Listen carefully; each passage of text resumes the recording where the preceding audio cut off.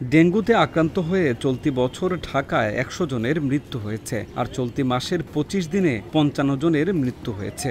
এই সময়ে রোগী শনাক্ত হয়েছে ১৩,৭১৪ জন। এছাড়াও গত ২৪ ঘন্টায় আরও ২ জনের মৃত্যু হয়েছে, আর এই সময়ে রোগী শনাক্ত হয়েছে ৮৫৪ জন। ২৫ সেপ্টেম্বর স্বাস্থ্য অধিদপ্তর সূত্রে এই তথ্য জানা গেছে। স্বাস্থ্য অধিদপ্তর জানায়, গত ২৪ ঘন্টায় ডেঙ্গুতে আক্রান্ত হয়ে মৃত্যু হওয়া ২ জনই ঢাকার বাসিন্দা। চলতি বছরের ১ জানুয়ারি থেকে আজ পর্যন্ত ডেঙ্গুতে আক্রান্ত হয়ে হাসপাতালে ভর্তি হন ২৬,৫৫৫ জন, আর এই সময়ে মারা গেছে মোট ১৩৮ জন। সবচেয়ে বেশি মৃত্যু হয়েছে ঢাকা বিভাগে।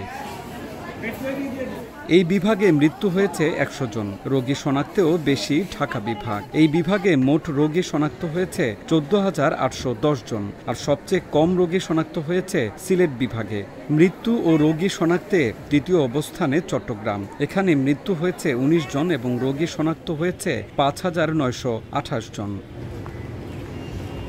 বরিশালে মৃত্যু ১৩ জন, রোগী শনাক্ত ২,৩৯৩ জন। খুলনায় মৃত্যু হয়েছে ৫ জনের এবং রোগী শনাক্ত হয়েছে ২,০১৪ জন। ময়মনসিংহে মৃত্যু হয়েছে ১ জনের এবং রোগী শনাক্ত হয়েছে ৬০৫ জন। রাজশাহীতে রোগী ৪৭৯ জন, রংপুরে ২৫৬ জন এবং সিলেটে ২৫ জন। এই ৩ বিভাগে কোনো মৃত্যুর ঘটনা ঘটেনি।